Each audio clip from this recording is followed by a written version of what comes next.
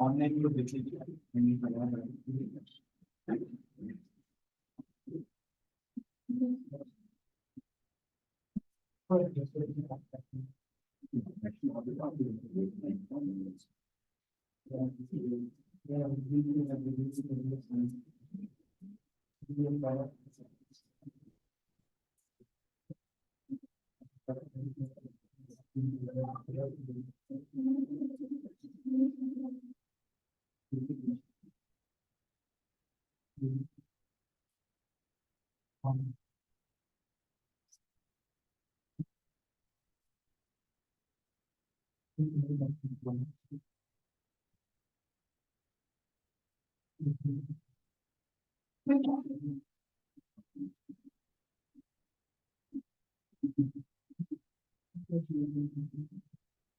सही अनम्यूट नहीं हो रहा। सही है, अनम्यूट नहीं हो रहा। अनम्यूट नहीं हो रहा सर। अनम्यूट नहीं हो रहा। अनम्यूट कर दो। अनम्यूट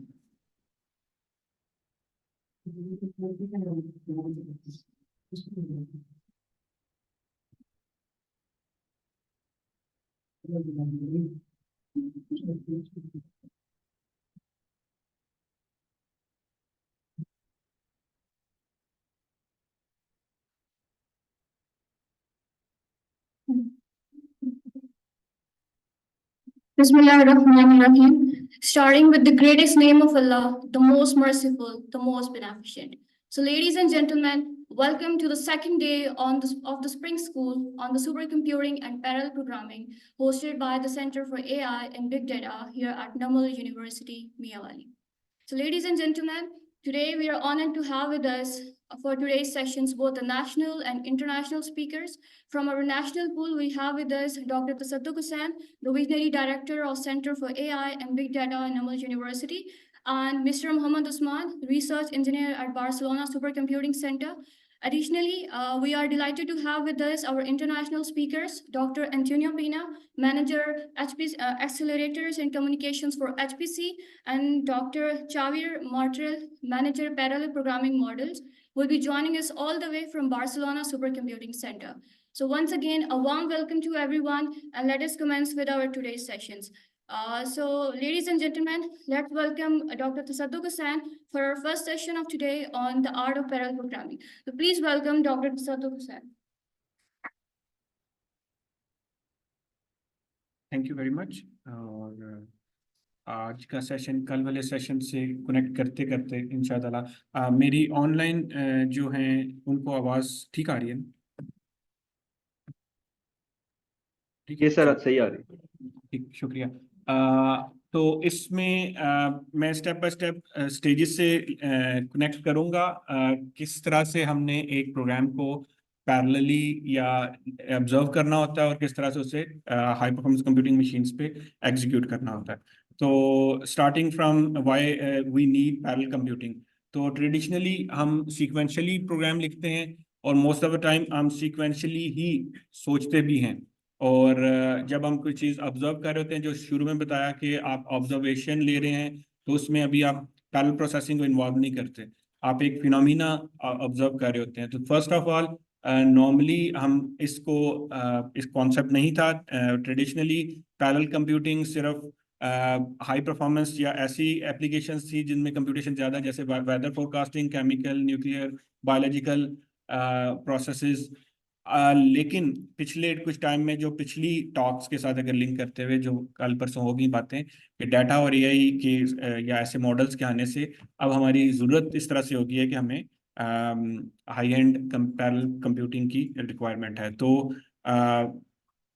उसी की बात को लेके चलते हुए कि फ्यूचर में हमारे पास कंप्यूटेशनल पावर बहुत ज़्यादा आ रही है और हाई परफॉर्मेंस कंप्यूटिंग और एल्गोरिदम की कंप्यूटेशनल कंप्लेक्सिटी बढ़ती जा रही है। कुछ थोड़ा सा जिक्र कर लेते हैं लोकली पाकिस्तान में इस टाइम पे किस तरह से चल रहा है। एक मिनट में अगर इसको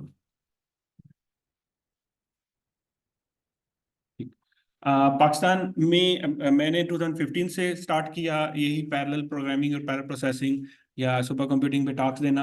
अब तक मैंने बताया मल्टीपल सेशन 60+ हो चुके हैं। डिफरेंट ऑर्गेनाइजेशन से जब मुलाकात हुई तो मुझे जो लोकल प्रॉब्लम्स नज़र आई जो लोगों की हैं वो mostly related to biological sciences, modelling and simulation, और अर्थ साइंसेस में बायोमेडिकल, और अब एआई से रेलेवेंट प्रॉब्लम्स आ रही हैं। तो ये कुछ चीज़ें, कुछ प्रॉब्लम्स हैं जो पाकिस्तान में इस रेलेवेंट इस एरिया में काम हो रहा है।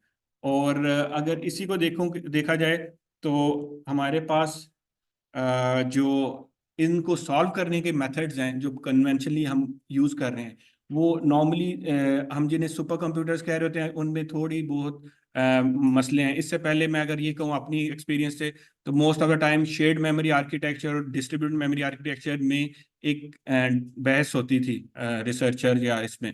अब वर्चुअलाइजेशन और या क्लाउड और सुपर कंप्यूटिंग या बेयर मेटल कंप्यूटिंग के दरमियान में कन्फ्यूजन है। लेकिन बहरहाल अगर मैं कन्वेंशनली जो हमारे यहाँ यूज़ हो रहा है मोस्टली शेयर्ड मेमोरी आर्किटेक्चर्स पे काम हो रहा है, सर्वर बेस्ड कंप्यूटिंग है।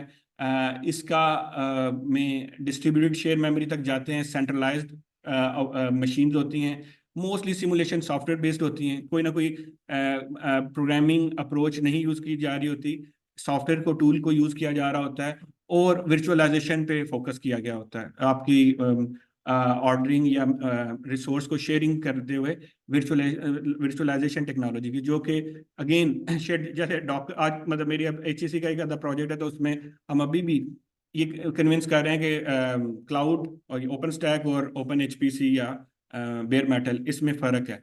लेकिन बहरहाल ये एक बहस है और इसमें अभी कन्विंस करना है और बताना है कि हाई परफॉर्मेंस कंप्यूटिंग किस तरह से प्रॉपरली आपको बेनिफिट देगी। क्या मसले हैं जो ऑलरेडी कन्वेंशनल हैं? Mostly micro based architecture based हैं, हेट्रोजीनियस टारगेट नहीं किया जाता, वीक कंप्यूट कैपेबिलिटी है most of the time, computer capability of hardware या हार्डवेयर की कम्प्लेक्सिटी को मोस्टली नहीं देखा गया होता। और जो सीक्वेंशियल प्रोग्रामिंग मॉडल या प्रोग्रामिंग सॉफ्टवेयर जो यूज़ किए गए होते हैं, सिमुलेशन टूल या मॉडलिंग टूल, वो AI या डिस्ट्रीब्यूटेड मैकेनिज्म पे कुछ सपोर्ट तो कर रहे होंगे कहीं ना कहीं, लेकिन उन्हें यूज़ नहीं किया जाता, सच एज एंसिस और डिफरेंट टूल, लेकिन मोस्ट ऑफ टाइम वो डिस्ट्रीब्यूटेड इन्वायरमेंट में चलाए नहीं जा रहे होते। और लास्टली मतलब अब के टाइम पे आके कि डिस्ट्रीब्यूटेड कंप्यूटिंग की तरफ तवज्जो नहीं, मोस्टली देखा जाता है कि शेयर्ड मेमोरी में GPUs बढ़ा दिए जाएं और इसी को ही एग्जीक्यूट कर दिया जाए। बहरहाल ये मसाइल हैं, रहेंगे, इसके ऊपर हम डिस्कशन कर लेंगे और इम्प्रूव कर लेंगे। मेरे एंड पे आपने जब प्रोग्राम लिखने की तरफ जाना है तो आपने अपने प्रोग्राम को 4 हिस्सों में अगर आप कैटेगराइज कर लें, मोस्टली आपके प्रोग्राम IO या नेटवर्क बाउंड होते हैं। उसके बाद डाटा ऑर्डर या डाटा जो आ रहा है उसकी कम्प्लेक्सिटी, उसके ऑर्डर्स वो डिफरेंट होते हैं, यानी कि वो रैंडम है, वो स्ट्रीमिंग है, 1D है, 2D है, ब्लॉकिंग है, और इससे फर्दर फिर पैटर्न्स पे मैं पैटर्न्स आपके साथ शेयर कर लूंगा। कल IO बाउंड और नेटवर्क बाउंड की अगर आप जिक्र करें तो मोस्टली जहाँ डिवाइस ड्राइवर्स का जिक्र आएगा वहाँ IOs और पॉइंटर्स और सारा स्टार्ट का काम होएगा। तो मैंने थोड़ा सा कोड को इस तरह से लिख दिया है कि IO मैनेजमेंट में आप देखेंगे तो आप या नेटवर्क से डाटा उठा रहे हैं या कहीं ना किसी पोर्ट या किसी ना किसी हार्डवेयर से डाटा ले रहे हैं, तो यहाँ आपने डायरेक्टली एड्रेसेस को डील करना है। डाटा जब आपके पास आ जाएगा तो फिर आपने कंप्यूटर उसकी रेगुलरिटी को अरेंज करना है। तो मोस्टली बहुत सारे सॉफ्टवेयर, बहुत सारे application complex and irregular nature की होती हैं। थर्ड, मेमोरी बाउंड होती है। मोस्ट ऑफ द टाइम अगर आपकी एप्लीकेशन मेमोरी में आ गई और उससे ही आप बार बार रीयूज़ कर रहे हैं और बार बार मेमोरी रीड राइट पे ज़्यादा फोकस है, तो वो आपने फोकस करना है कि ये एप्लीकेशन को कैसे टैकल किया जाए। और फाइनली कंप्यूट बाउंड है, अगर एल्गोरिदम के अंदर कंप्यूट कम्प्लेक्सिटी ज़्यादा है तो आप इसको जाके कंप्यूटेशन यहाँ पे इन्वॉल्व करेंगे। मैंने एक छोटी सी रात को ही बैठ कोड छोटा सा लिख दिया था कि आप इसको देखेंगे तो ये आपको IO या फाइल मैनेजमेंट पे नजर आएगा। मेमोरी में आपने डाटा मेमोरी में लोड करना है, ठीक। अगर आप लोकल मेमोरी में रखना चाह रहे हैं तो ये मेन मेमोरी में रखना चाह रहे हैं तो मैं लगता है कि आप किसी न किसी शेड मेमोरी जो भी आपकी है वहाँ आप ट्रांसफर कर सकते हैं। सिंपलेस्ट कोशिश की है मैंने लिखने की। उसके बाद अब आप इसको मेम कॉपी का नॉर्मली कि आपने एक रिसोर्स से दूसरे रिसोर्स में कॉपी करनी है और फाइनली आपने उस पर प्रोसेस करनी है। तो सिंपल FIR फिल्टर मैंने लगाया है। कोड आउटपुट नहीं कोई देगा, लेकिन कोड सिर्फ कॉन्सेप्चुअल पॉइंट पे है, और आप कंपाइल करेंगे तो ये बिल्कुल आपका ठीक काम करेगा। तो लेकिन एंड अगेन आपने जब अपना कोड को देखना है तो ये चार चीज़ें आपके जहन में होंगी। जो कल एक कुछ मैं साथ साथ कल की बातों के आंसर्स देता जो कल कुछ जिक्र हुआ था कि परफॉर्मेंस ओरिएंटेड, तो मोस्टली लोग क्या करते हैं कि डाटा लोकल मेमोरी में लाके अपने सिस्टम की मैक्सिमम परफॉर्मेंस मेजर करते हैं कंप्यूटेशन के बेस पे। डिपेंड करता है आपका एल्गोरिदम किस तरह से है। तो अगर आप सिर्फ सिंपल कंप्यूटेशन पावर यहाँ से देखेंगे अपने एल्गोरिदम, तो आपको ऑपरेशन पर सेकंड वो अच्छे मिल जाएंगे, क्योंकि सारा कुछ लोकल मेमोरी में है, तो ठीक है। लेकिन अगर आप सारे एल्गोरिदम को साथ मिलाएंगे और चलाएंगे तो फिर आपको उसकी कंप्यूटेशनल परफॉर्मेंस सही से पता लगेगी, starting from IO to processing unit.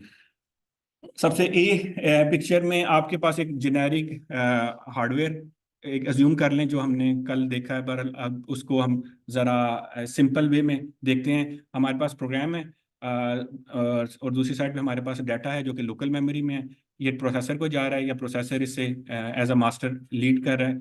Master से मेन मेमोरी पे डाटा है जो अगर ज़्यादा है, और मेन मेमोरी से अगर डाटा बहुत ज़्यादा है और हमने किसी एक्सीलेटर पे ऐड करना है, तो थ्रू बस यूनिट हम वो डाटा एक्सीलेटर को दे देंगे और थ्रू एक्सीलेटर उसे एग्जीक्यूट करके फिर वो प्रोसेसिंग कर देगा। ये सिंपल एक HPC इन्वायरमेंट का एक है।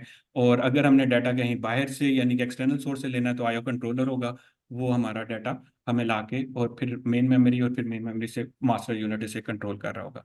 इसी तरह अब हम प्रोसेसर्स को अगर बढ़ा दें और नंबर ऑफ कोर्स इंक्रीज कर दें और मेमोरी आर्किटेक्चर को एक्सपेंड कर दें। पहला शेयर्ड मेमोरी आर्किटेक्चर है, दूसरा डिस्ट्रीब्यूटेड बी में डिस्ट्रीब्यूटेड मेमोरी आर्किटेक्चर है, और सी में आपका एक प्रोग्राम का स्ट्रक्चर का आर्डर है कि आपने अपने प्रोग्राम स्ट्रक्चर को डाटा कहाँ पे पड़ा और इसके एड्रेसेस कहाँ पे पड़े हुए हैं, तो इस तरह से उसको अज्यूम करना है। इससे फर्दर चलते हुए आपने अज्यूम कर लेना है कि आपका एल्गोरिदम या आप जो प्रोग्राम लिख रहे हैं उसमें डिलेज कहाँ कहाँ पे अवेलेबल होंगे। मोस्ट ऑफ द टाइम मैं अज्यूम ये करता हूँ कि डाटा मैनेजमेंट डिले अगर आपके मैनेज हो गए हैं तो आपका प्रोसेसिंग टाइम वही होता है, वो ओवरलैप हो जाता है। ऑलमोस्ट आपकी SRAM जिस क्लॉक पे काम कर रही होती है आपकी प्रोसेसर भी उसी क्लॉक पे होता है। तो आपके पास अगर कैश में डाटा है तो आप वही स्पीड यानी कि वही मैनेजमेंट की स्पीड आपका प्रोसेसर ले रहा होता है। तो नॉर्मली मैं जब डाटा मैनेजमेंट डिले ऐड कर रहा हूँ तो इट मीन जब डाटा लोकल मेमोरी में है तो वही आपका प्रोसेसिंग टाइम है। तो नंबर वन आपने प्रोसेसिंग टाइम या डाटा मैनेजमेंट टाइम, सेकेंडली आपने उसका रिसोर्स का स्केड्यूलिंग का टाइम वो आइडेंटिफाई करना है कि आपके टास्क में आपके प्रोग्राम में कितने मल्टीपल फंक्शन है और किस तरह से उन्हें स्केड्यूल करना है। थर्ड आपने बस का डिले, इंटरनल बसेस और एक्सटर्नल बसेस दोनों मिला के ये भी एक टाइम ऐड करते हैं। और फाइनली आपका मेन मेमोरी या डिस्क मेमोरी, इसका डिले ऑलमोस्ट जो मेरी 2014 तक की रिसर्च थी, क्योंकि मैं मेन मेमोरीज का इम्प्रूव कर रहा था, तो तब की मेन मेमोरी और लोकल मेमोरी में जो डिले था वो 70 क्लॉक साइकिल का था। मेन मेमोरी का डाटा साइकिल रीड करते हुए 70 to 80 क्लॉक साइकिल लगते हैं प्रोसेसर को, जबकि लोकल मेमोरी का जो डिले है वो सिंगल क्लॉक साइकिल आपको रीड राइट कर देता है। तो ये डिलेज आपने अज्यूम कर लेने कि अगर आपका कोड किस तरह या प्रॉब्लम किस तरह की है। हम इसमें एंड पे कुछ प्रॉब्लम शेयर करें, डिस्कस कर लेंगे, अभी सिर्फ उसकी बेसिक कॉन्सेप्ट बिल्ड करने के लिए। इसके बाद सेकंड चीज़ है कि आपने परफॉर्मेंस रिक्वायरमेंट चेक कर लेंगे। नॉर्मली आसान तरीन टर्म में हम फ्लॉप्स को देख लेते हैं कि हमारा एप्लीकेशन कितने कंप्यूटेशन कर रही है, तो number of floating point operations पर सेकंड। लेकिन HPC में फ्लॉप्स पर बाइट नॉर्मली देखे जाते हैं। अगर फ्लॉप पर बाइट बहुत ज़्यादा है तो ये बहुत कम्प्लेक्स एप्लीकेशन है या बहुत ज़्यादा कंप्यूट इंटेंसिव है। तो ये भी मैं साथ नॉर्मली हम जो हमने कुछ पब्लिकेशन की है उसमें हम हमारी जो आउटपुट तरीका है वो ये है कि हम एक आउटपुट को जनरेट करने के लिए कितने ऑपरेशंस चाहिए, तो हम इधर से अपनी फ्लॉप्स पर बाइट को कैलकुलेट कर लेते हैं। अब फ्लॉप्स पर वाट भी कि कितने एक वाट में कितने फ्लोटिंग पॉइंट ऑपरेशन, ये भी एक टर्म है जो कि यूज की जा रही होती है और जरूरत होती है कि कंप्यूटेशन कितनी एफिशिएंट है, क्योंकि मोस्ट ऑफ टाइम FPGAs हम उसको भी टारगेट कर रहे होते हैं, GPUs भी और देन CPUs। तो इनके दरमियान में भी एक कंपैरिजन आपके पास हो। एक पॉइंट ये है आपकी परफॉर्मेंस मेजरमेंट के लिए। फाइनली आ जाते हैं कि आपके पास अगर एक प्रोग्राम सीक्वेंशियली लिखा हुआ है तो आपने उसमें एमडास लॉ जो है उसको यूज करते हुए आपने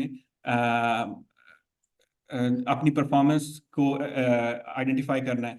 तो बेसिकली ये रिप्रेजेंट करता है कि आपकी स्पीड अप सीक्वेंशियल प्रोग्राम से पैरेलल प्रोग्राम तक या पैरेलल प्रोसेसिंग की एप्लीकेशन तक कितनी हुई है। इसके हम वैसे कर लेते हैं। कल हमने कुछ एप्लीकेशन चला के उसमें देखी थी, लेकिन आज मैं आपसे शेयर कर दूंगा, आप उसे रन कर लीजिएगा, कमांड भी आपके साथ शेयर हो जाएंगी। इसमें अज्यूम कर लेंगे आपका एक सीक्वेंशियल प्रोग्राम है, और ये sequential program P stands for आपने उसमें कितनी इम्प्रूवमेंट या उसकी परफॉर्मेंस कितनी इम्प्रूवमेंट की है। तो अगर आप इसे पी इज इक्वल 0.8 समझते हैं तो ये और फिर आप इसे नंबर ऑफ कोर्स पे डिवाइड करते हैं, जो कि एमपीआई पे जो अभी तक मैंने कल जल्दी जल्दी कोड लिखे हैं तो इतना इजी नहीं है। जो कल का क्वेश्चन था एमपीआई पे, अगर आप ओपन एमपी के स्टाइल में कोड लिखते हैं और बिल्कुल ऐसे रैंडमली आप अपनी इनिशलाइज करा के उसके रैंक सेट करके करते हैं, तो परफॉर्मेंस डिक्रीज होनी शुरू हो जाती है, क्योंकि इंटरनल कम्युनिकेशन डिलेज और प्रोसेसिंग डिलेज बढ़ जाते हैं।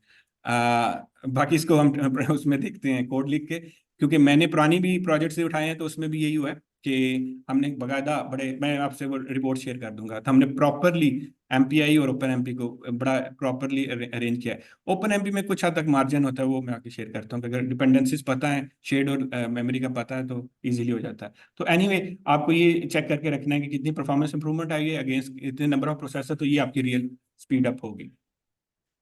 अच्छा जी, फाइनली आपने, अब हम आ जाते हैं कि आपके पास एक एप्लीकेशन है, उसमें की जो वही कंसिडरेशन आयो, जैसे आयो बाउंड है तो आयो आर्किटेक्चर को सबसे पहले देखना है, डाटा कहाँ से आ रहा है, किस शक्ल में आ रहा है जी। सर पिछली साइड से ये जो 80% का जो फिगर है, ये चीज क्या रिप्रेजेंट कर रहा है? 80% का अज्यूम के आपने एक कोड लिखा था, वो फॉर एग्जांपल 10 सेकंड ले रहा था, ठीक है। अब आपने 4 प्रोसेसर्स पे उसे जब रन किया तो वो अब 8 सेकंड ले रहा है, सॉरी 10 सेकंड ले रहा था तो 8 सेकंड ले रहा है, तो इट मीन 80% आपकी परफॉर्मेंस इंप्रूवमेंट हुई है। तो वो कितने टाइम्स आप डिवाइडेड बाय प्रोसेसर कोर्स उसको डिवाइड करेंगे। ये तो स्पीड अप क्या बात? स्पीड अप आप with respect to number of cores, यानी कि 2.5 टाइम्स आपकी, अगर आप अज्यूम करते हैं कि अगर, और 4 प्रोसेसर है ना, हर प्रोसेसर के हिसाब से आपको स्पीड अप उसकी इम्प्रूवमेंट आई है कोर्स के हिसाब से। 2.5 टाइम्स कह रहा है, 2.5 टाइम्स। तो दो से 250% टाइम है ना। जैसा मैं समझ रहा हूँ, I'm perceiving it कि 80% का मतलब या तो 2.5% या 2.5 टाइम्स हुआ है, या 0.10 फॉर एग्जांपल, या 80 टाइम्स हुआ है। I'm not able to distinguish। मैं जो इसमें मेरी तरफ से ये था कि अगर आपकी परफॉर्मेंस इम्प्रूवमेंट आई है 100%, आपने आप अज्यूम कर लें कि आपने एक कोड, अच्छा मैं इसको जल्दी में मैंने अब परफॉर्मेंस में 80 और नहीं,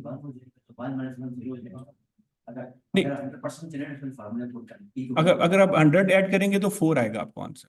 इट मीन्स कि 4 टाइम्स, यानी कि आपके 4 कोर्स थी तो ठीक, आपकी पूरी की पूरी इम्प्रूवमेंट आई है। वन का मतलब ये, अब आप 1 ऐड करके देखेंगे ना तो आपको 4 मिलेगा, ठीक है। 4 टाइम फास्ट, तो इट मीन्स आपकी 4 कोर्स थी तो आप ठीक हर एक पे प्रॉपरली डिस्ट्रीब्यूट हुआ, मतलब ये कुछ बताने का मकसद है, ठीक है। अच्छा, अब इसके अंदर आपने की कंसिडरेशन फॉर एप्लीकेशन डेवलपमेंट, आपने 4 चीज़ों को जेन में रखना है। पहले आईओ आर्किटेक्चर, डाटा जहाँ से आ रहा है उसका क्या स्ट्रक्चर है, किस फॉर्मेट में आ रहा है, डाटा आर्किटेक्चर कैसे आपने स्टोर करना है उसको,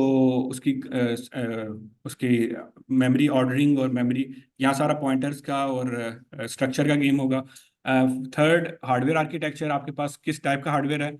डेफिनेटली जो आर्किटेक्चर आपको ऊपर नजर आ रहे हैं उसके अगेंस्ट हर एक आर्किटेक्चर ठीक काम नहीं करेगा। डिस्ट्रीब्यूट मेमोरी आर्किटेक्चर डिफरेंट जगह पे बेहतर काम करेगा, डिफरेंट जगह पे आपको जरूरत नहीं है। स्टार्टिंग फ्रॉम आप लोकल मेमोरी, शेयर्ड मेमोरी, और फिर आगे चलते जाएंगे, तो हार्डवेयर आर्किटेक्चर भी साथ साथ देखना होगा।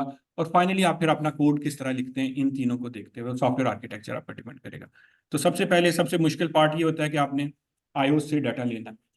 आपके मोस्टली आईओ से डाटा रेगुलरली आ रहा है। रेगुलर डाटा क्या होता है, फिक्स ट्राइड्स की शक्ल में होता है, प्रिडिक्टेबल होता है और पैरेलल आप इसे कर सकते हैं।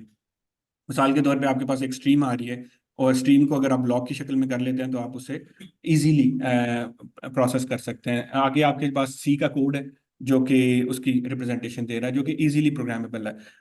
इसमें अगर मैं ये कहूँ कि आपका जो कोड नंबर 1 है सबसे ऊपर टॉप राइट साइड पे, ये प्रोग्राम टाइम पे ही आप उसे आइडेंटिफाई कर लेते हैं और उसको अंडरस्टैंड कर लेते हैं कि इसमें क्या करना है। मोस्ट ऑफ टाइम आपको कंपाइल टाइम या रन टाइम पे जाना पड़ता है आपके पैटर्न्स या आपके एक्सेसेस को देखते हुए। तो एनीवे अगर तो प्रोग्राम टाइम पे है तो आप इजीली अपने पॉइंटर्स और अपने एड्रेसेस को रीअरेंज करके डाटा सारा रेगुलर कर लें। इरेगुलर डाटा में फिर अगेन दो टाइप के डाटाज हैं, या दो टाइप के हैं आपका, एक वेरिएबल स्लाइड्स का डाटा है और एक नोन है और एक अननोन है। नोन में दोनों में बेसिकली वेरिएबल स्लाइड होते हैं। नोन जो है प्रिडिक्टेबल है कंपाइल टाइम, आप कंपाइल जब कर रहे हैं तो आपको अप्रोक्सीमेटली इसके पैटर्न नजर आते हैं। इस सामने की जो दो एग्जांपल्स हैं वो है इरेगुलर नॉन एक्सेस पैटर्न और सेकंड वाली। तो इसमें अगर आप देखें तो आपका डाटा कंपाइल टाइम पे आपको पता होगा कि उसका पैटर्न क्या है। तो ये आप पहली चीज में कि डाटा की आपकी अंडरस्टैंडिंग बन रही है कि डाटा किस तरह से आ रहा है। देन अगेन अननोन में दो डिपेंडेंट हैं, इंडिपेंडेंट और dependent. Independent at program time आपको पता लग जाता है कि ये इसका पैटर्न क्या बन रहा है, वो आपका हार्डवेयर प्रिडिक्टर आपके काम कर देता है। लेकिन डिपेंडेंट अननोन पॉसिबल नहीं। तो अगर आपकी कोई एप्लीकेशन डिपेंडेंट है एट रन टाइम भी, तो फिर वो आप प्रोग्राम पैरेलली उसे मुश्किल होगा, यानी कि उसके कोई और अप्रोच लगानी पड़ेगी, सबसे मुश्किल पार्ट हो जाएगा इसका। तो ये चार एप्लीकेशन या चार कैटेगरीज में आपका साइंटिफिक प्रोग्राम लाइक करेगा किसी ना किसी जगह पे, और इसको सबसे पहले समझना बड़ा जरूरी है। अब मैं इसकी थोड़ी सी एग्जांपल दे देता हूँ, हम डेली लाइफ में यूज कर रहे होते हैं। नॉर्मली थ्रेशोल्डिंग, FIR, FFT, ये सारे नॉन पैटर्न्स होते हैं। हमें पहले ही पता होता है कि कितनी जंप लेनी है, कितने देर के बाद अपने डाटा उठाना है। और भी जी आप रीड करके उसको इंडेक्स में डाल रहे हैं या आपके रिपोर्ट में आपके फोर्थ में इंडेक्स में चला गया। अब ये आपके पास आपको एड्रेस नहीं पता, आप डिपेंडेंट है ना, जब तक रीड नहीं करेंगे। डेटा तो हो सकती जी जो डेटा की अरेंजमेंट ये सिर्फ एग्जांपल के लिए, अब मिसाल के तौर पे आपने एक लूप है जो डाटा रीड कर रहा है और रीड पैटर्न है, यानी कि वो कहीं मेमोरी से रीड कर रहा है और रीड पे पता लगेगा। जी मैं ये सूडो कोड है कि वो बताएगा कि यहाँ पे एड्रेस है। अब वो रीड के बाद उसने अपने आप को इनिशियलाइज करना है। तो इसके बाद यही वही प्रोग्राम्स की नॉन एक्सेस पैटर्न की ये सारी एग्जांपल्स हैं। मोस्टली हम जो अपनी डोमेन में अप्लाई कर रहे होते हैं, thresholding, FIR, FFT, matrix multiplication, Smith Waterman, basically diagonal axes कर रहा होता है। लेप्लाशियन ब्लॉक्स की शक्ल में ले रहा है, और 3D स्टेंसिल्स ये सबसे मुश्किल था, जिसमें आपकी 3D ब्लॉक्स या 3D कम्प्लेक्स पैटर्न है। 3D ब्लॉक्स तो ईजी हो जाता है, मोस्टली GPUs के अंदर जो आपकी मेमोरी होती है वो इस तरह से 3D में उसे 3D स्पेशलाइज्ड मेमोरीज में अरेंज कर लेता है। तो ये यहाँ तक डाटा या इजीली कर लेते हैं। जो इससे ज़्यादा मुश्किल होते हैं वो इरेगुलर और पॉइंटर बेस्ड एक्सेसेस होते हैं। अब यहाँ पे आपको पूरा पॉइंटर्स के साथ और एड्रेसेस के साथ, जो कल काफ़ी हद तक लिमिटेड टाइम में उस्मान ने बताया कि यहाँ फिर आपने अपने एड्रेसेस को रीअरेंज करना है, उनको सीक्वेंशियल करना है। जितना सीक्वेंशियल हो जाएगा आप समझिए आपका प्रोसेसर उतना एफिशिएंटली 1 पे आ जाएगा, उसकी परफॉर्मेंस या 100 पे आ जाएगी सिंगल कोर पे। तो आप उसको उस लेवल पे लेके जाते जाएंगे। तो बेसिकली तो हर एक पैटर्न के पीछे एक पूरी साइंस है, आपने पूरा उसको अरेंज करना है। तो अभी के टाइम में बताने के लिए कि सिंपली अगर आपको अपनी एप्लीकेशन का एड्रेस पैटर्न समझ आ गई है और उसको पता लग गया कि इसके अंदर कंप्यूटेशन, तो बात की बात है डिफाइन कितने। तो मेरे नज़दीक आपकी काफ़ी ज़्यादा वो पैरेलल कंप्यूटिंग की तरफ आप जा रहे हैं और आप उसे डिज़ाइन या डिप्लॉय कर सकते हैं इजीली। तो आगे की केस में हम इसे देखते हैं इन्हीं टॉपिक्स जेन में रखते हुए। अब इनको सेकंड फेज में आपने IO से रीड करना है टाइप के पैटर्न। तो जो DMA एक्सेसेस हैं मोस्टली नॉन पैटर्न्स को एक्सेस करने के लिए आसान होते हैं। ब्लॉक की शक्ल में डाटा सारा आ जाता है, एक मशीन आपकी डाटा एक्सेस कर रही होती है। DMA के साथ मैं दूसरी चीज़ ऐड कर दूँ, स्कैटर गैदर एक्सेसेस होते हैं। आप मल्टीपल लोकेशन से मल्टीपल जगहों से डाटा एक्वायर करके अपनी मेमोरी पे डाल देते हैं। Load store in irregular data के लिए अप्लाई होते हैं, लेकिन ये हर दफ़ा आपको एक ओवरहेड देना पड़ता है लोड एंड स्टोर, अगर तो कैश में नहीं है वो डाटा तो वो आपका मेन मेमोरी और फिर मेन मेमोरी से आगे जाएगा। तो आपको वो मेन मेमोरी का जो 30-70 साइकिल्स एज पर DDR3 की मैं बात कर रहा हूँ, आप DDR5 तक पहुँच गए हैं, लेकिन पुराना ये है कि उसका 70 या 60 साइकिल्स आपको ओवरहेड देना पड़ता था अगर डाटा मिस हो गया। और ये दो अप्रोचेज हैं जो आपको फिर आईओ से पहली चीज़ डाटा ला के देने। सेकेंडली, जब आपके पास आईओ से डाटा आ गया तब आपने उसे लोकल मेमोरी में स्टोर करना है। तो लोकल मेमोरी में पहले मेमोरी स्टोरेज टाइप्स आप विद रिस्पेक्ट टू एचपीसी देख लें। बेसिकली हमारे पास साटा, पीसीआई, एनवीई और एनवी रैम होती है, और इनके ऊपर डी रैम है। तो फर्स्ट जो सी हैं 3, ये ब्लॉक बेस्ड डाटा एक्सेस करती हैं, यानी कि आपके पास अगर मैं कहूँ कि वर्चुअल मेमोरी का कॉन्सेप्ट है तो उसमें आपको ब्लॉक बेस्ड आईओ का डाटा उठाना पड़ेगा, जबकि लास्ट एनवी रैम जो सी है वो बाइट एड्रेसेबल है, वहाँ से आप डायरेक्टली इसको उठा सकते हैं। तो एनीवे आपको अपनी जो फाइल की जो मैनेजमेंट है उसको भी एक जेन में रखना है, और उसके डिफरेंट पैटर्न्स जो इसमें बताए गए हैं वो इस तरह से हैं। ये एक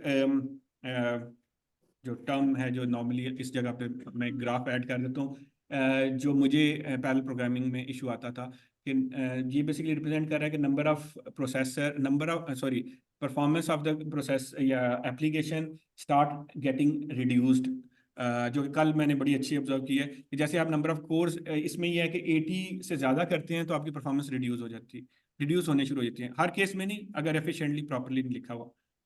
वजह ये कि आपका जो लोकल मेमोरी और मेमोरी का गैप आ जाता है, और इसके बाद जो कम्युनिकेशन होती है वो रैंडम हो जाती है, उसका समझ नहीं आती, और प्रोसेसर उस तरह से प्रॉपरली यूटिलाइज नहीं कर पाता डाटा एड्रेसेस को। तो कहने का मतलब है कि आपका जो लोकल मेमोरी तक डाटा है तो वो एफिशिएंटली 20, 40, 60 कोर्स तक हो जाता है। इसके बाद आप नंबर ऑफ कोर्स बढ़ाएंगे तो अगर प्रॉपर अरेंज नहीं किया हुआ तो परफॉर्मेंस डिग्रेडेशन स्टार्ट हो जाती है। और इसको यहाँ से फिर वो कॉन्सेप्ट है कि आप एमपीआई पे और फिर डिस्ट्रीब्यूट एआई पे जाएं। इसका हल बेसिकली ये किया कि आप मल्टी कोर आर्किटेक्चर यूज करें, हार्डवेयर अज्यूम करें, सिस्क और वेक्टर और हार्डवेयर एक्सीलेटर बेस्ड है। दरमियान में आपके पास efficient access pattern data controller है।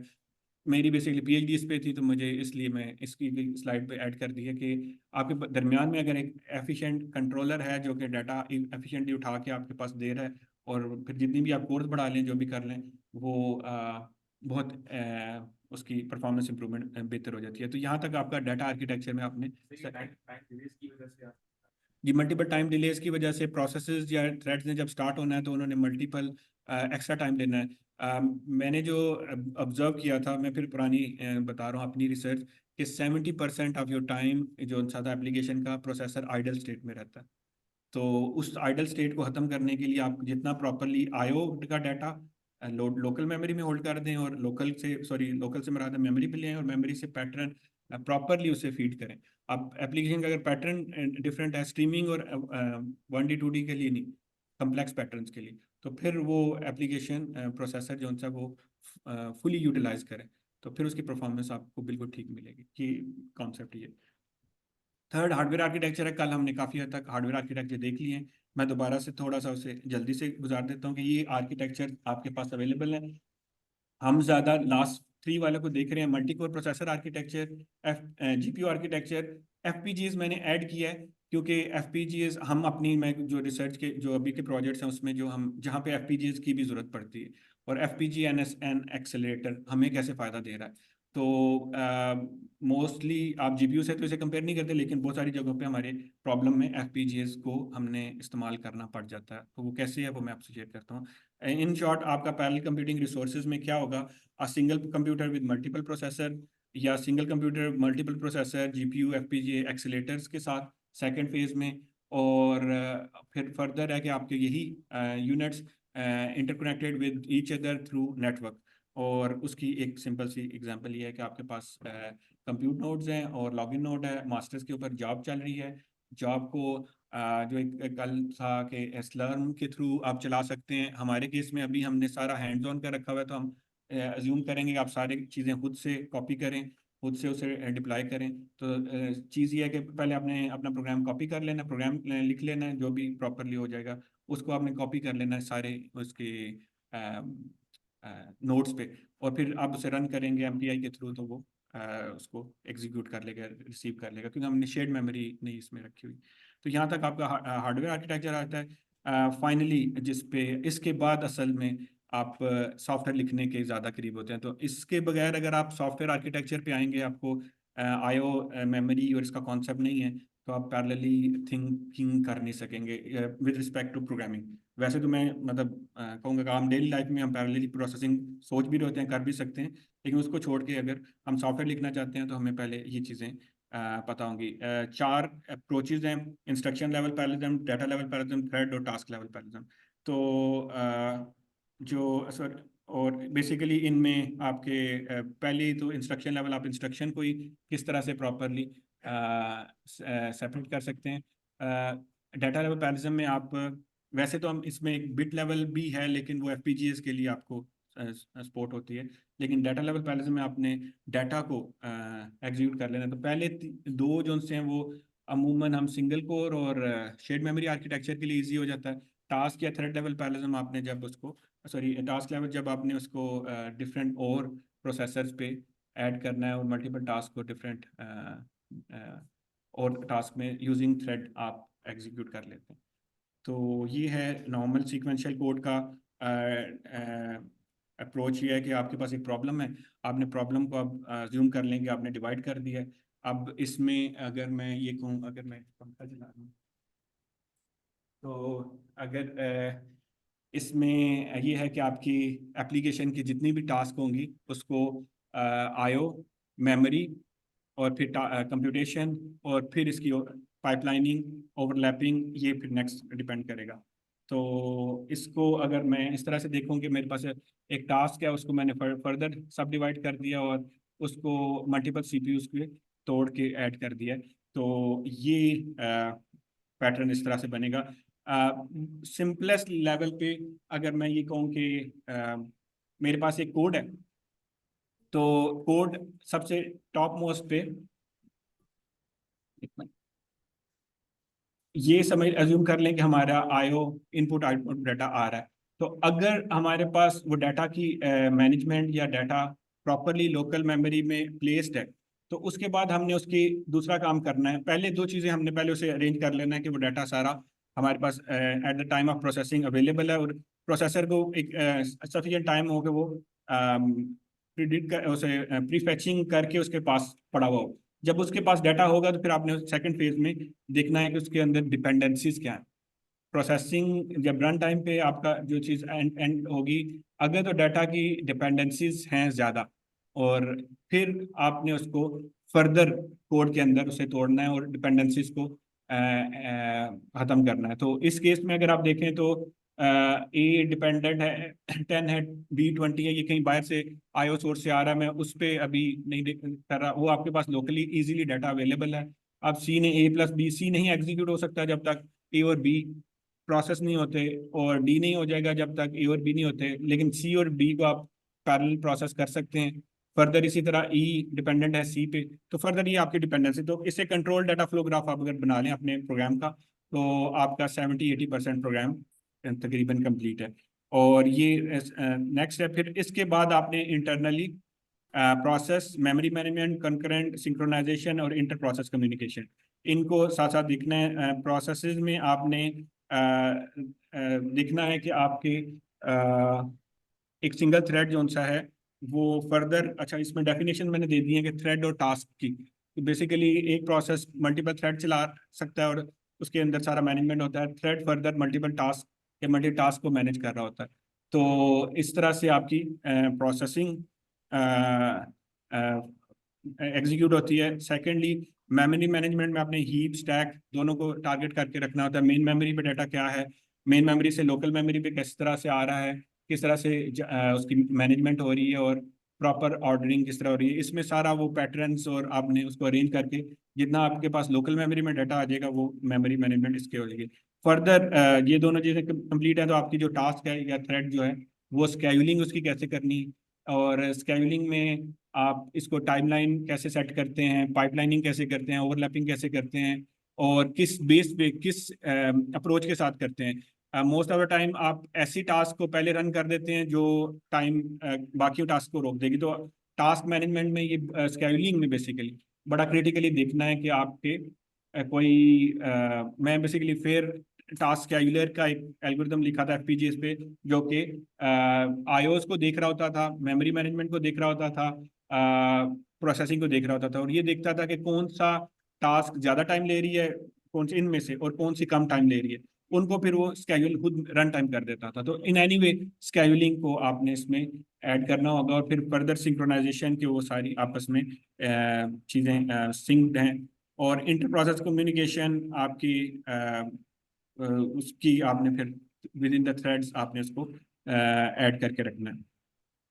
Again consideration for the parallel program, मैं उसकी कंप्लीट समरी ऐड करता हूँ। सबसे पहले आपने अंडरस्टैंडिंग ऑफ द प्रॉब्लम को डिटेल में समझना है, उसकी आईओस, डाटा डिपेंडेंसीज और मेमोरी मैनेजमेंट और फिर कंप्यूटेशन, उसको देखते हुए आपने उसे पार्टीशनिंग कर देनी है। पार्टीशनिंग के बाद उनको मतलब फर्दर टास्क में और फंक्शंस में आप कह लें इजीली उसको डिवाइड कर दिया। उनके दरम्यान में आपने कम्युनिकेशन करानी है, फर्दर उसको सिंक्रोनाइज करना है, लोड बैलेंस करना है, ग्रैनुलरिटी चेक करनी है।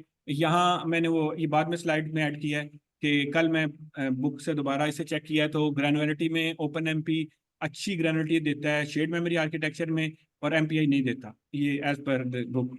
और एमपीआई जो है वो डिस्ट्रीब्यूटेड इन्वायरमेंट में अच्छी रिस्पॉन्स देता है। तो ये दोनों मिला के अगर आप ग्रैनुलरिटी ऐड करेंगे तो बिट ये डिपेंड करता है आपके आर्किटेक्चर पे। लेकिन ये थोड़ा सा कल की डिस्कशन के बाद ये थोड़ी सी चीज़ मैंने ऐड की है। और फर्दर फिर आप limits and cost of parallelism, automatic versus manual, आप ओपन एमपी भी यूज कर सकते हैं। मेरे नज़दीक मैंने जब हम एफपीजीए या ऐसी एनवायरनमेंट में करते हैं जो ओएस सपोर्टेड इतनी नहीं होती, इसमें सपोर्ट नहीं, तो फिर आप पी थ्रेड लाइब्रेरी से भी वही काम खुद से ही तोड़ के सारा काम थ्रेड्स की बेस पे खुद कर रहे होते हैं। तो ये डिपेंड करता है ऑटोमेटिक चलना है आपने या मैनुअली चलना है। तो further finally performance analysis and tuning, आप फिर परफॉर्मेंस एनालाइज करते हैं, परफॉर्मेंस देखते हैं कि पूरी आ रही है नहीं आ रही, और ये चीज़ उसी चीज़ को दोबारा से रिप्रेजेंट कर रही है कि आपके पास राइट साइड पे आपका एल्गोरिदम है, आपने उसे तोड़ के टास्क में कन्वर्ट कर दिया, उसको कंप्यूटिंग किया, सिंक्रोनाइज किया, फिर आपने देखना है कि सारे रिजल्ट्स ठीक आ रहे हैं और आगे जा रहे हैं। परफॉर्मेंस एनालिसिस के लिए मैंने कूडा टूल किट में जो अवेलेबल है विजुअल प्रोफाइलर, इसको फाइनली हम इसके साथ टच कर लेते हैं। यहाँ से मैं आगे आपको अपने जो हमारे 4 ऑनगोइंग प्रोजेक्ट्स हैं या कंप्लीटेड 2 हैं, 2 ऑनगोइंग हैं, उनको शेयर कर देता हूँ कि कैसे हम उसके ऊपर पैरेलल प्रोसेसिंग अप्लाई कर रहे हैं। नंबर 1 मैंने जो आपसे शेयर किया था seed sorting machine. Seed sorting machine में अब आप यहाँ देखेंगे इस टाइप की ये भी मेरे नज़दीक एक हाई परफॉर्मेंस कंप्यूटिंग एप्लीकेशन है और बहुत ज़्यादा परफॉर्मेंस से रिक्वायर्ड है। उसकी वजह ये कि eight the time of computation ये एक कॉन्वोल्यूशन फिल्टर अप्लाई कर रहा है और इसको एग्जीक्यूट कर रहा है। तो कॉन्सेप्ट ये है कि आपके पास डाटा आ रहा है in the form of image, और जिस टाइम पे ये डाटा आ रहा है उसी टाइम पे ही, रन टाइम पे ही इसको प्रोसेस होना है, और इसको हमारे पास बेसिकली 4 मिली सेकेंड का टाइम है, उसी के अंदर ही एक्चुएटर ने एक्चुएट कर देना है। तो अब इस केस में अगर हम अच्छे से अच्छे जीपीयू पे भी जाएं तो जीपीयू नहीं कर पाता, इवन वो डिले ऐड हो जाता है। तो इसका एक ही हल था हमारे पास, एफपीजीएस एजिक है, लेकिन एजिक तो लास्ट स्टेज में होगा, लेकिन फील्ड प्रोग्रामेबल गेट अरे। फील्ड प्रोग्रामेबल गेट अरे कहते हैं कि हमने ये सारा हार्डवेयर उसी पे ऐड कर दिया। जो इस साइड पे आपको ब्लॉक्स नजर आ रहे हैं कि राइस स्लाइडर उसे सेंड कर रहा है, कैमरा रिसीव कर रहा है image, eight the time of acquiring image उसने साथ ही यस या नो कह देना कि ये चीज़ क्या है। और इसका अगर मैं एक लेवल आगे जाऊं, इसमें इवन हमें आईओ डिले बहुत ज़्यादा है। हमारे पास जो आईओ का डिले है वो अगर हम यूएसबी से डाटा लेते हैं या इवन डिस्क से भी मतलब फास्टेस्ट लेते हैं तो नहीं पॉसिबल। इसके लिए जीएमएसएल, गीगाबिट मल्टीमीडिया स्ट्रीमिंग लिंक, ये आईओ डाटा वहाँ से आ रहा है। तो गीगाबिट मल्टीमीडिया अप्रोक्सीमेटली 1.5 गीगाहर्ट्ज पे ये डाटा ट्रांसफर कर रहा है, और 1.5 गीगाबिट पर सेकेंड। और अब इसकी अगर आप मल्टीप्लाई बाय इसकी बाइट परफॉर्मेंस जो मैंने शुरू में बताई, फ्लॉप्स पर बाइट आप निकालेंगे तो बहुत ज़्यादा, यानी कि फौरन से पहले उसका सॉल्वर और एल्गोरिथम कंप्लीट होना है। अभी हम इस पे लगे हुए हैं और इसको डिफरेंट लेवल पे एफपीजीएस पे हम जाके जिंक प्रोसेसर, जिंक एफपीजीए साथ CPU as an master unit और एक्सीलेटर एफपीजीए पे इसको हम डिज़ाइन करने की तरफ जा रहे हैं। तो इस तरह की एप्लीकेशन टिपिकली आपकी आईओ बाउंड होंगी, और इसमें आपको अपने ज़्यादा से ज़्यादा रिसोर्स, अगर यही चीज़ और ज़्यादा बढ़ती है, अब यही मशीन अगर मैं इसे आप कहेंगे मैं सुपर कंप्यूटिंग की टर्म में कैसे लेके आ रहा हूँ, तो हमारे पास मैंने मशीन का तस्वीर नहीं लगाई, ये एक मशीन है, ठीक है। और अगर आप आज कोशिश करिएगा कि हमारे मशीन लैब में पड़ी होगी, इस तरह की जो कंपनीज शेलर्स को देती हैं वो इस तरह की 10-10 इकट्ठी लगी होती हैं और 10 एफपीजीएस लगे होते हैं। 10 एफपीजी आपस में कम्युनिकेट करते हैं, यानी आपस में भी उनकी एक कम्युनिकेशन पैटर्न है। और अक्सर जगहों पे हम ये भी देख सकते हैं कि वही जीएमएसएल से डाटा हमारे पास सारों का एक एफपीजीए पे आ रहा है और एक एफपीजीए सारों को प्रॉपरली या डिस्ट्रीब्यूटेड इन्वायरमेंट में काम कर रहा है। तो इस तरह से हम इसको डिस्ट्रीब्यूटेड कंप्यूटिंग की टर्म में उसको डाटा को ले रहे होते हैं। फर्दर सेकंड है जो रिवर्स टाइम माइग्रेशन करना है। और reverse time migration kernel basically जब मैं बार्सिलोना सुपर कंप्यूटिंग में था तो ये रेप्सोल का प्रोजेक्ट था। और रेप्सोल के प्रोजेक्ट में हमें एक थ्री डी डिफरेंशियल इक्वेशन है जो हाईली कंप्यूट इंटेंसिव। अगर आप ये देखेंगे फॉर लूप है 3 दफा और 3 दफा जाके वो एक डिफरेंशियल इक्वेशन को एग्जीक्यूट कर रहा है। तो जो आरटीएम को जानते हैं रिवर्स टाइम माइग्रेशन के, एक आप सिस्मिक साउंड भेजते हैं जमीन पे और उसके सिस्मिक इमेजेस लेते हैं, वो 3D उसकी रिफ्लेक्शन होता है और जो जमीन के नीचे जो स्ट्रक्चर है और उस पर फिर प्रोसेसिंग स्टार्ट होती है। बहरहाल हमारा काम ये था कि इसको हाई परफॉर्मेंस करना है। एक टीम ने सीपीयू पे कर दिया था, दूसरी ने जीपीयू पे कर दिया था, हमारा काम ये था कि एफपीजीएस पे करें। तो इसका दूसरा काम हमने ये किया कि सारे एल्गोरिथम का कंट्रोल डाटा फ्लो का बना दिया। आगे मैं बताता हूँ कि इसमें कम्प्लेक्सिटी क्या थी। और इसके बाद हमने ये सीक्वेंशियल सी कोड उसका लिख लिया कि सीक्वेंशियली सी कोड अगर आप देखेंगे तो इसमें जो एल्गोरिथम है वो डिफरेंट एड्रेसेस से एक कंप्यूटेशन के लिए 25 उसे लोकेशंस का डाटा चाहिए और वो डाटा नॉर्मली इस शक्ल में होता है। तो ये जो इस साइड पे डाटा कंप्यूटेशन है सीक्वेंशियल, वो इस तरह से 3D स्टेंसिल को ले रही थी। 3D स्टेंसिल का डाटा नीचे जाता है और उस जमीन में और फिर टकरा के वापस आता है तो आपको इसका रिस्पांस मिलता है। लेकिन बहरहाल इस एल्गोरिथम को हमने थोड़ा सा और एडवांस किया एफपीजीएस में, क्योंकि हमारे पास अब ठीक है हम रीयूजेबिलिटी कर लें, स्पेशलाइज मेमोरी आर्किटेक्चर कर लें और उसको और डिफरेंट वेज में बढ़ा लें। तो ये हमने इसको एग्जैक्टली मेमोरी बाउंड एप्लीकेशन को यहाँ पे लिंक कर लिया और मेमोरी बाउंड इसको इस तरह कर लिया कि हमने एक अपना 3D specialised memory structure define कर लिया, जिसे स्क्रैच पैड के तौर पे हमने उसे रिप्रेजेंट किया प्रोसेसर के साथ। और प्रोसेसर डायरेक्टली किसी भी एड्रेस लोकेशन से इसको रिसीव कर लेता था इस पैटर्न को, और ये विद इन 1 साइकिल पूरा पैटर्न उसके पास आता था। जबकि सीपीयू बेस्ड उस टाइम पे तो जीपीयू का जो था कूडा प्रोग्रामिंग कूडा टूल किट से, सॉरी कूडा लैंग्वेज से किया गया था।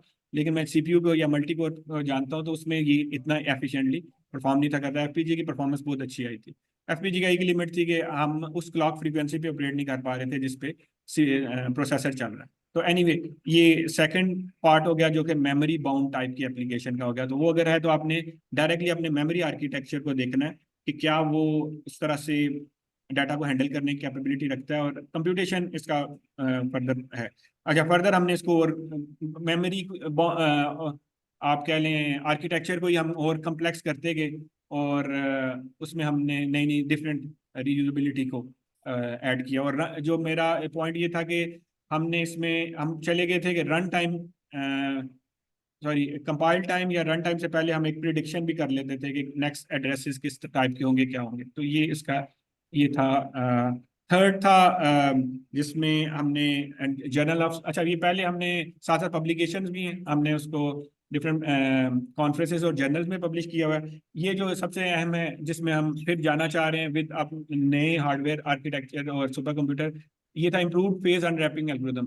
बेसिकली मैं इसकी डायग्राम बताता हूँ बाद में। इसमें बेसिकली साइंटिफिक सूडो कोड हमने पहले बनाया, मैथमेटिकल सूडो कोड बनाया, कंट्रोल फ्लो डाटा ग्राफ बनाया, कोडिंग की उसकी, और जो मैथमेटिकल सूडो कोड था और फिर एग्जीक्यूशन की। तो बेसिकली ये क्या है कि ये एक वाइब्रेटर सेंसर का अब हमने बड़ी मिक्स या एक एप्लीकेशन है जो आईओ बाउंड भी है और उसको मेमोरी बाउंड करके सुपर कंप्यूटर पे चला के उससे हमने देखा। तो बेसिकली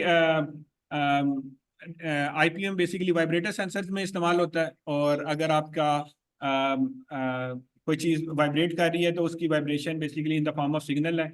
और फर्दर इसको आप यूँ कह लें कि नैनो मीटर तक इसकी वाइब्रेशन को डिटेक्ट किया जा सकता है। हमारे पास जो डाटा था वो नैनो सेकंड की सॉरी मिली से नहीं सॉरी नैनो मीटर की वाइब्रेशन को डिटेक्ट करने के लिए था।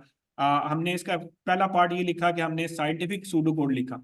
साइंटिफिक सूडो कोड इस एल्गोरिदम में ये था कि ये किस तरह से डाटा आ रहा है उसमें कहाँ पे। बेसिकली तो अगर मैं इसे सिंपल कहूँ तो हमने हमारे पास जो मल्टीपल ये आ रही ना ये एक वाइब्रेशन हमें इस पर रिमूव करना है, लेकिन ये इतनी फास्ट लेवल पे है या हाई स्पीड है कि हमें सिग्नल वो डिटेक्ट नहीं कर रहा, तो हमने इसको डिटेक्ट करके इनको से सेपरेट करना है। इसके बाद हमारे पास वो क्लॉक बन जाएगी और क्लॉक मीन वाइब्रेशन वो इजी हो जाएगा। तो इस सारे को अंडरस्टैंड करते हुए हमने मल्टीपल पीक्स को डिटेक्ट किया। I guess FIR filter use किए, थ्रेशोल्ड फिल्टर यूज किए। कंप्यूटेशन बड़ी सिंपल थी लेकिन बीच में कम्प्लेक्सिटी बहुत ज़्यादा थी। सेकंड केस में हमने मैथमेटिकल मॉडल लिखा। First of all scientific model लिखा जो कि साइंटिफिक कम्युनिटी को अगर है तो वो इजीली समझ आ जाएगी। मैथमेटिकल मॉडल में हमने उसकी सारी मैथमेटिक्स इन्वॉल्व कर दी कि क्या क्या है। आपको T1 T2 नजर आ रहा होगा, ये टास्क हैं सारी, हर एक टास्क सेपरेटली रन करेगी। इसको अगर मैं अपनी टर्म में कहूँ तो ये इसका कंट्रोल डाटा फ्लो ग्राफ है जो ज़्यादा समझने में आसान है। थोड़ी सी इसमें चीज़ ऐड कर दूं कि ये जो है 5 ऑपरेशन आई गेस मैंने फ्लॉप्स पर बाइट नीचे मेंशन किया हुआ है और 103 आई गेस मैंने पूरा नहीं लिखा जी 205 मल्टीप्लाई बाय 103 इसके हमने फ्लॉप्स पर बाइट कैलकुलेट किए कि कितने एक बाइट पे ये कितने फ्लॉप्स ले रहा है और उसके रिजल्ट लाने तक। तो उसका कंट्रोल डाटा फ्लो ग्राफ में हर एक ब्लॉक को हर एक टास्क को अंदर हमने उसमें ऑपरेशन कितनी है, इसके अंदर आइटरेशन कितनी है और फंक्शन का नाम। इस तरह सेगमेंटेशन है, इसके अंदर सिर्फ आइटरेशन है, यानी कि कितनी दफा ये अपने आप को लूप कितना ले रहा है। तो अगर आप ज्यादा देखें तो आइटरेशन वो सारी जगह पे आइटरेशन दी है, ये चीज सिंपल है। आइटरेशन ज्यादा जाते आ रही है कि यहाँ पे और यहाँ पे किसी एक जगह में जाते आ रही है। मीन के मिक्स था, कोड आयो बाउंड भी था और कंप्यूट बाउंड इतना नहीं था लेकिन कम इरेगुलर था। बहरहाल इसको हमने ओपन एमपी और एमपीआई की मदद से इसको हमने super computer Barcelona super computer पे रन किया। इसके डाटा को हमने फिर उसमें ऐड किया और इसमें अगर हम ये देखें कि हम अगर एक नोड जो हमारा था, एक नोड में 4 जीपीयूज आप निकाल दें 180 कोर्स थी और अगर हम एक नोड में करते हैं तो इसका एग्जीक्यूशन टाइम 22 सेकंड था, हमें 1 सेकंड तक जाना था।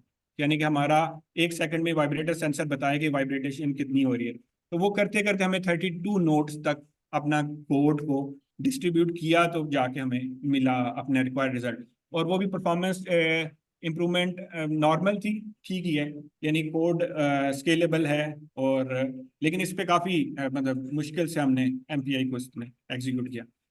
जी जी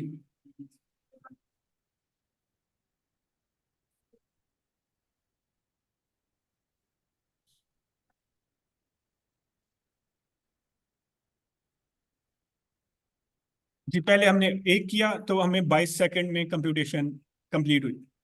फिर हमने इसे और नोड बढ़ाए, तो क्योंकि कोड को हमने नहीं छेड़ा, हमने सिर्फ नोड को बढ़ा के रिजल्ट्स को देखा। तो शुरू में तो ये होगा कि हमारे शायद एमपीआई का मुझे अब याद नहीं, लेकिन एमपीआई इतनी एफिशिएंटली शायद ना काम कर रही हो, लेकिन लास्ट कोड जो सा था वो स्केलेबल था। हम सिर्फ उसमें नोड ज़्यादा ऐड कराते थे और वो परफॉर्मेंस इंप्रूवमेंट आनी शुरू हो गई। तो इस तरह से था।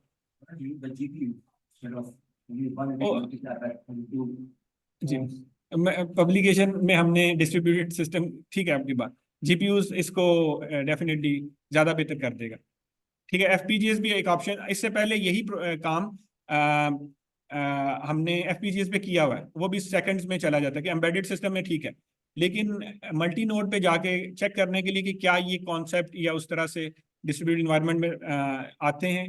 और इन केस कोई ऐसी एप्लीकेशन आती है जो इसी शेयर्ड मेमोरी में यूजिंग जीपीयू काम नहीं कर रही, फिर भी यही अप्रोच काम करेगी। फिर एमपीआई आ जाएगी उसको डिफरेंट नोड्स में डिस्ट्रीब्यूट करने के लिए। अभी मैंने वो देखा नहीं, मतलब काम नहीं किया कि एमपीआई विद जीपीयू, वो उस्मान से अभी पूछ लेते हैं, लेकिन अभी तक हमने मल्टी कोर्स को ही फोकस किया था। सही। और इसके बाद लास्ट एप्लीकेशन थी हमारी एक स्मिथ वाटरमैन। ये जरा दोनों लेवल पे ठीक है, कंप्यूटेशनली भी हंगरी है और डाटा भी इसमें प्रॉपरली अरेंज नहीं है। इसका होता ये है कि डीएनए सीक्वेंस मैचिंग के लिए मोस्टली यूज होती है बायोलॉजिकल साइंसेज में। आपको डायगनली चलना पड़ेगा। तो अगर इसका मैं पैटर्न ऐड कर दूं इसके बाद, तो पैटर्न बेसिकली ये है कि हमारे पास जो ग्रीन है वो कंप्यूटेड सिग्नल है ब्लॉक, और सॉरी येलो कंप्यूटेड ब्लॉक है, और जो ग्रीन है उसके ऊपर कंप्यूटेशन हो रही है। वो कंप्यूट होगी तो वो नेक्स्ट ब्लॉक्स को कंप्लीट करेगा। तो ये इस तरह डायगोनल चलना है। अब इसके डायगोनल चलाने के लिए इसका आपको मेमोरी पैटर्न डिफरेंट लेवल पे डिफरेंट सोचना पड़ेगा, और उस डिफरेंट पैटर्न्स को हमने फिर ओपन एमपी और एमपीआई इसमें भी दोनों अप्रोचेस यूज करते हुए इसको यूज किया। और इसके बाद ये मेरा हाल है आईबी कास्ट में हमने 2016 में सबमिट किया था। ये सिंपल सा काम था, ये बेसिकली स्टूडेंट प्रोजेक्ट था। तो ये इसकी मैं आपको डॉक्यूमेंटेशन शेयर कर दूंगा, इसमें सारा काम हुआ हुआ है। और इसमें मोस्टली बार्सिलोना सुपर कंप्यूटिंग ने ही हमें सपोर्ट भी थी, और उसमें गाइडेंस भी उन्हीं की तरफ से ही थी।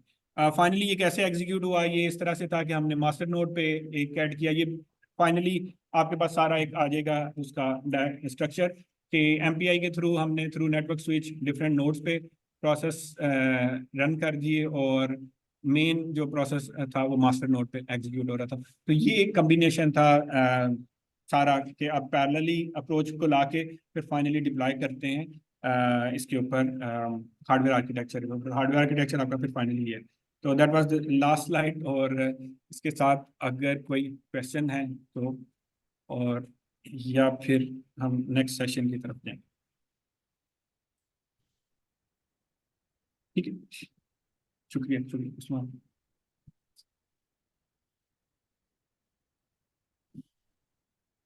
Thank you, sir. Ladies and gentlemen, now we're moving towards our second session of today. And for that, I would request Sir Usman to please come on stage for a session on multi-core programming. So let's welcome Sir Usman.